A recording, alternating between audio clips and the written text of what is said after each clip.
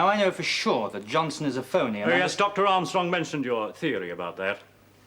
Not theory, sir. Fact. I've got proof. Documentary proof. He's a phony, all right.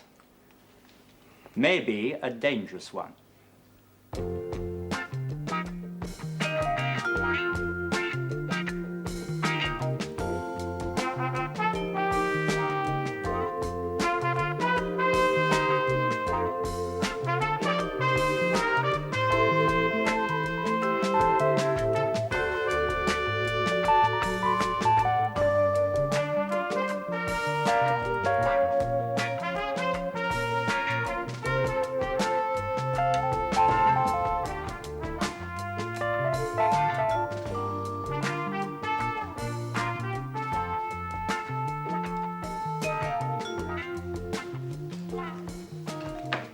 You see, Johnson filled in this application form for his job here. He put his full name, Peter Bromfield Johnson, place, date of birth, parents' names, all matched up with that certificate. Except for one thing. According to this certificate, he's 62 years old, not 40 as he said. Yes, and his x-rays show it's most unlikely he's in his 60s. But just supposing it were possible that he were 62. Just supposing. How could he explain that away? Peter Bromfield Johnson died 3rd of February 1970. Yes, he just may be 62, but he's certainly not dead. And there was a coroner's inquest. Huh? Natural causes. Found dead on waste gravel. It doesn't sound very natural to me, whatever the coroner decided. It says there the man was a tramp, died of exposure. Well, maybe on its own it wouldn't be significant. But added to Johnson's very odd behavior, who knows? Money makes the world go around, the world go around, the world go around. Money makes... Hello, hello. Collecting autographs, are we? At last, we've got you, Arnold Capper. Dead to rights. And you're not going to get away with it this time. From 3 such delightful young ladies who'd be daft enough to try. Here, keep your hands off me apparatus. I wouldn't touch it with a barge pole. It's bent. Oh, come on, you're not going to start on that again. Metaphorically bent. Arnold Capper, you're a twister. Yes. A crook. A heartless thief. A rotten chiseler. Yes. Because of our friendship and long-standing association, I won't bring an action for slander, as what I'm richly entitled to. But you shouldn't trespass too far on my well-known good nature. Mr. Partridge won £12 last week, right? Right. Lucky old Mr. P. We haven't got a Partridge called Patient. Patient called Partridge. Patient called Partridge. What do you say to that? Right. You haven't. And a patient is willing to swear in court, if necessary, that immediately after the session he saw Mr. Partridge pay you money. You're dead right again. He did. You admit it? Of course I do. You admit that you planted Partridge, fiddled the result, and then split the take? Is that what you thought? How could such nice, decent-looking young girls think such wicked ideas? I'm shocked. I really am. Not half as shocked as you'll be when I get a bit story and stick it up. Jean. Mr. Partridge is a patient over in Surgical Ward D. When he pleaded to be allowed to join our happy circle, well, I simply didn't have the heart to turn him away. And the money? Just the usual tip for the croupier, not a 50-50 split, and you try to prove otherwise. I thought you said that when he was confronted with the evidence, he'd turn all shifty and guilty and cough the lot. Doreen. I know. Why don't we report him to the head porter, Mr. Jenkinson? He'll soon put a stop to Arnold Capper's capers. That's a good idea. Great. Sheer genius. Oh, well, I wouldn't go as far as that. I tell you what, why don't you get lucky Mr. Partridge to tell Mr. Jenkinson? He sees him often enough. He's his brother-in-law. And now, if you'll excuse me, I must go and gather up my flock. It's shearing time again.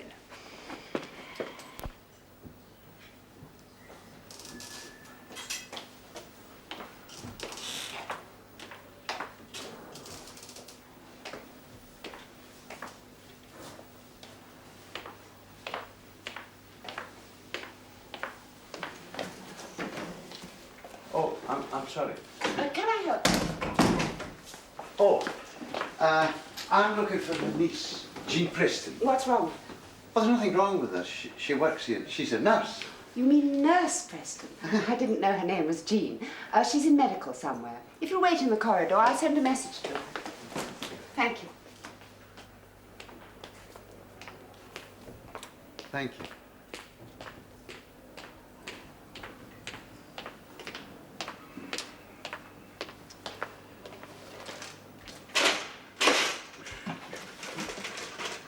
Hello, sir.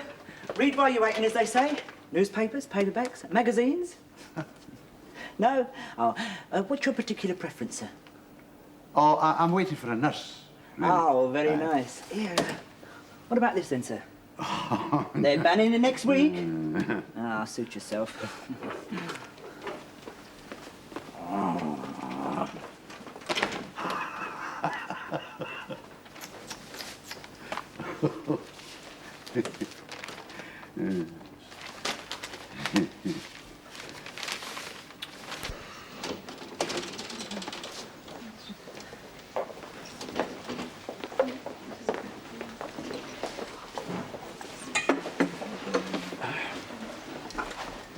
Looking very thoughtful, Mr. Parker Brown. Dogs. I beg your pardon. Damn dogs. Walking culture beds of viruses and parasites. Useless, stupid, fawning beasts. Ah. But even more revolting than the dogs themselves are their owners. Women with creatures like pieces of rolled-up carpet, clucking away. There's Mummy's clever little man then, and why? I've really no idea. Because the revolting animal has been taken out for what is euphemistically called walkies, and has succeeded in defecating on the pavement in front of someone else's door. Please, I'm eating my toast. Not very good, is it? How can they do it toast in heaven's name? Dogs.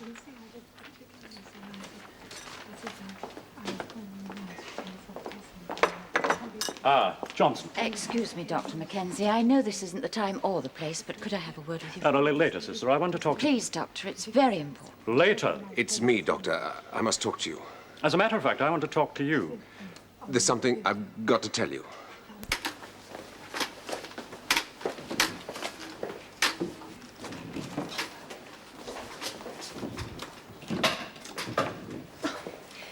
Seen Jean? She's gone to the path lab. Why? It's her Uncle Jack. What is? She's got a visitor, her Uncle Jack from Glasgow. Oh, no, not another one. They must be working in pairs. More like in packs, you mean, like wolves. Are you two all right? The conmen. Getting nurses in lumber. What? The encyclopedia racket, you know. Mind you, they seem to have got their lines crossed this time. Jean's Uncle Jack hasn't realised that Doreen's cousin Brian has already worked this hospital. Forgetting my Aunt Fanny next. Let's go and give them a piece of our minds. Nicely. Very nicely. Nurse? Coming, Mr. Greenhalgh. I'm sorry to go on about this, but I do think we should discuss this further in my office. No, please, I want to tell you now. All right, then. I can't remember anything before the 15th of May, 1968. It's a complete blank. I don't know what my real name is, where I come from. You must know something. Nothing. Nothing at all. Now, what's the first thing you do remember?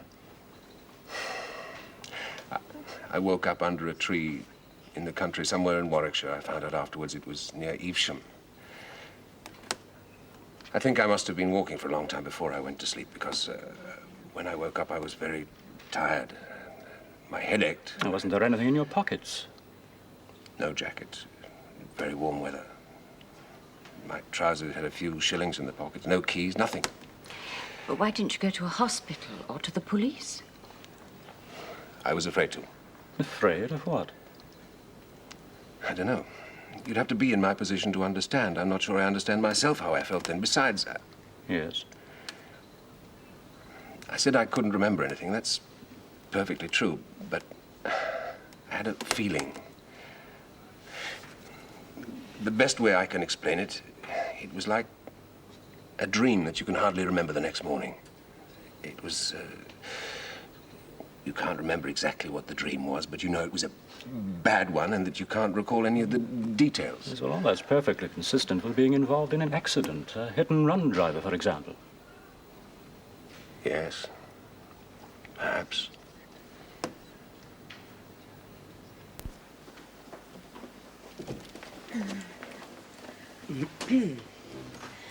Are you waiting to see Nurse Preston? Aye.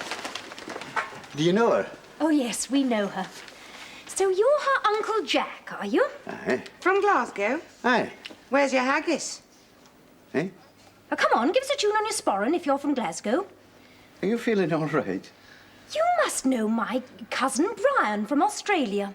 Cousin Brian. Brian. Good old Brian. Oh, Cousin Brian. Yes, now you listen to me, you porridge-eating phony. Just pick up your bag and beat it before I set the police on you. Look here, all I want's to see my niece Jean Preston. I always thought the English were a bit touched. You'll be a bit touched if you don't hop it. Yes, hit the road, Jack. Hello, Uncle Jack. Oh, How lovely to see you.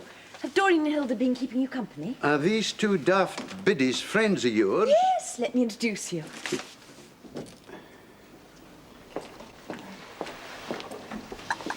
And I realized what a mess I looked. My shirt and trousers were torn and scorched in places, and they had Yes? dirt all over them. What did you do? I stole some clothes. There was this cottage, and I could see that the door was open and the woman going away from it down the road, so it was simple. I just walked in and stuffed some clothes into a suitcase and took some food, some money, and that kept me going till I could find a job. Now, what sort of a job? Without a card, names, or anything? Laborer on a building site. I became part of the lump.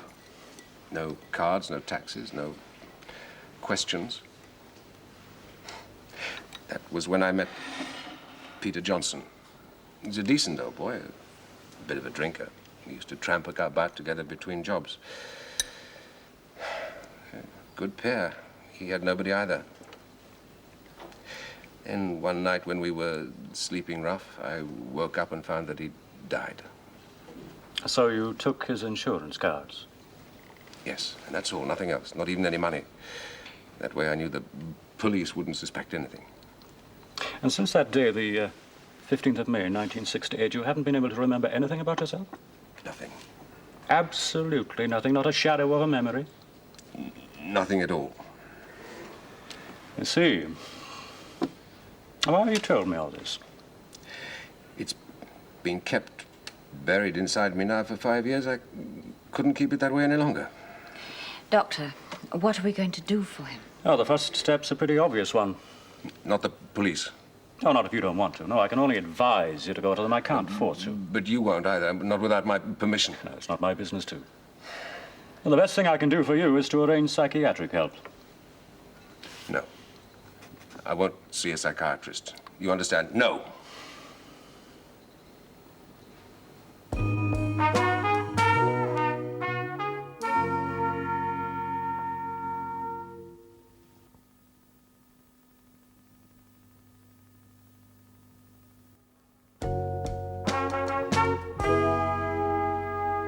So you've been to see your husband? Yes, he's much better. I think he'll be coming home soon, won't he? Do you think he's cured? Well, it's not really up to me to say, is it? Have a seat a moment. Please. Thank you. Well, at least you agree there was something wrong with him. I mean, it wasn't normal for him to beat you up like that, now was it? Look, I never said he did. Come on now, Mrs. Hens. Look, anyway, lots of men.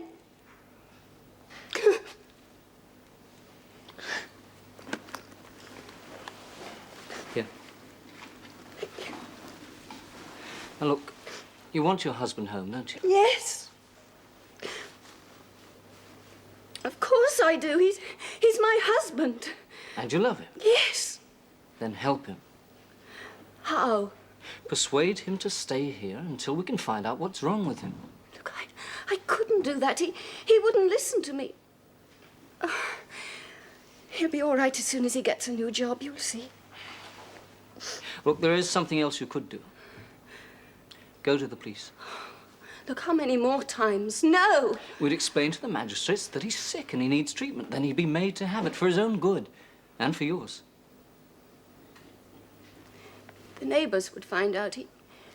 He'd never be able to hold up his head again. Look, how can I get it through to you, Mrs. Henson? Can't you see where all this is going to end? If your husband doesn't have treatment, then the police are going to come into it one day and you'll be in no position to stop them. You'll be in no position to do anything. Excuse me.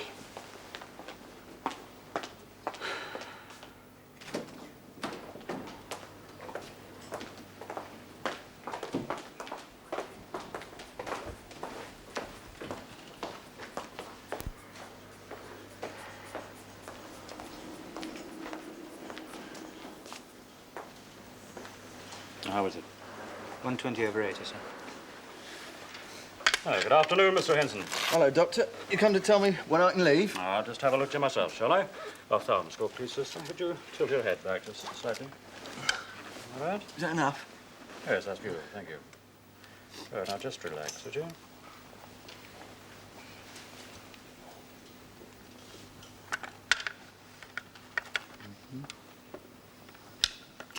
Just this side now. Thank you, sister. Fine, thank you. Is it all right? Well, more or less what we'd expect, yes. Well, when can I go? Quite soon, I hope, Mr. Henson. However, I'm new to your case. I'd just like to have a word with Dr. Bywaters first. I feel such a fraud lying here with nothing wrong with me. Now, we'll just make sure of that, shall we? I mean, I know you're always short of beds for people who are really ill. And so we don't like keeping patients in unnecessarily. You know, Dr. Bywaters will arrange your discharge the minute we are satisfied with your condition. All right? You can't actually stop me going if I want to, can you? Well, you're quite right. This is a hospital, not a prison. However, if you do go against medical advice, we'll ask you to sign a release form absolving us from all responsibility.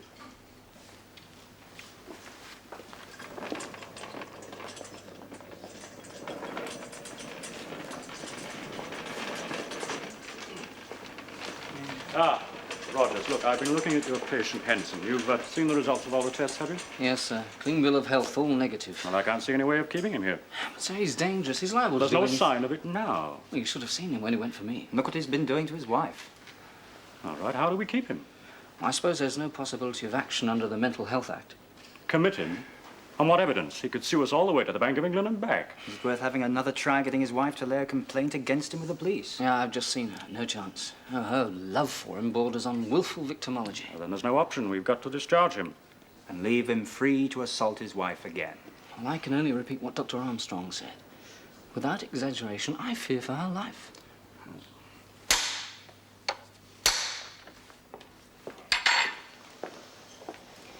Hello? Oh. Hello. Thanks for taking me to see your Dr. Mackenzie this morning. Well, I wish you'd take his advice and see a psychiatrist. I told you no. But why not? I just don't understand.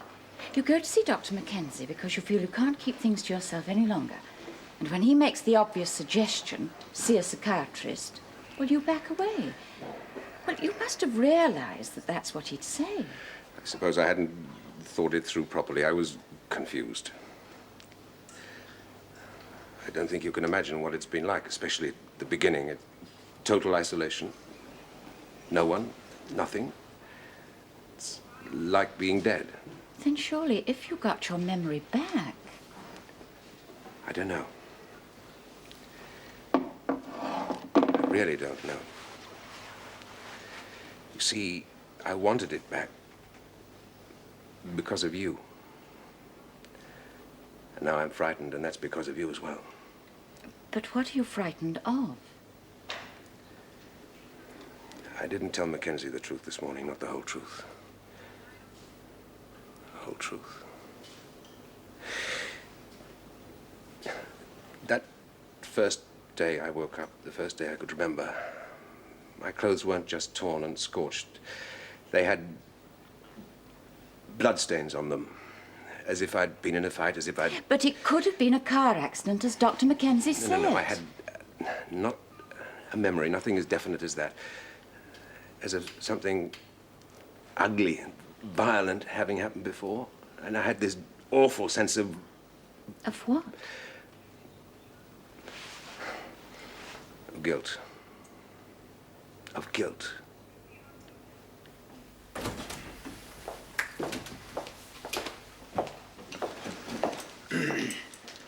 I'm sorry, I wasn't expecting you, Mr. Parker Brown.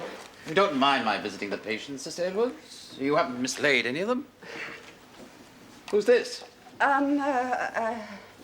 Glass. Glass? What sort of complaint is that? It's his name, Mr. Parker Brown. Name? How's the patient's name going to help me judge his progress? It's my colostomy, sir. Oh, your colostomy. Looks remarkably well. Yes, sir. Considering.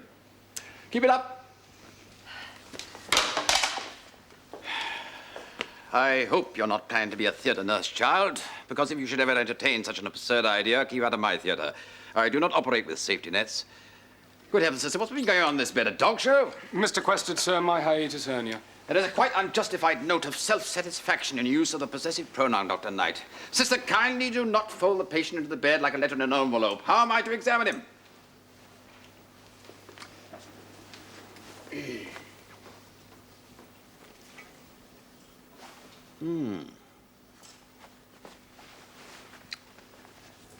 Most interesting. I do hope you'll let me know when you take out the stitches. I should like to see that. Good heavens.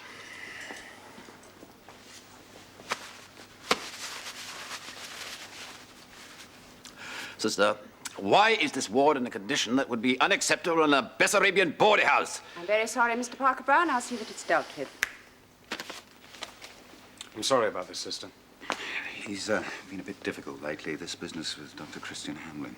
Dr. Baxter, Dr. Knight, that apology was quite unnecessary, and if I may say so, rather disloyal. Hardly that. In any case, it is not my custom to discuss senior consultants with registrars. However, I've known Mr. Parker Brown rather longer than either of you, and I see no reason to change my opinion that he is the finest surgeon I've had the honor to serve with. She even sounds like him. It's going to be one of those days when I wish I'd never been born. It's going to be one of those days when I wish you'd never been born. Dr. Baxter, Dr. Knight. There's no doubt about it. We have an infected ward. 2 patients yesterday, now 3 more have gone down. Rogers, Dr. Craig here has confirmed we have a staff-infected ward. So we've got to take every precaution to see that the other wards aren't affected too. No idea of the source of infection, I suppose. Well, we've only just established that there is a staph epidemic. Well, no, hardly that. Well, maybe not just yet, if we're lucky. You'll be prepared to close down the ward if you have to. Right, you'll want to get on with taking swabs from all the medical staff, taking cultures from the sinks, taps, sluices, and the rest. Doctor, I have done this before.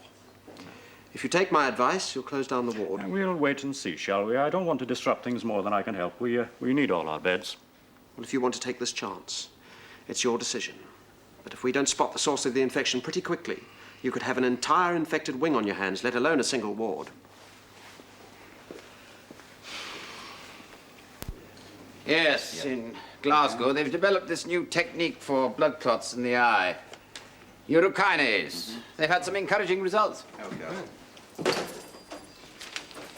I'm afraid we have a staff-infected ward. Oh, well, don't spread it about to surgical. Where? Medical ward B. I hope you can contain it. Amen to that. Good God. Look at this, then. What is it? I'd say it was pretty strong evidence about who Johnson really is. Wouldn't you? Good God Almighty. I hope not. I hope not.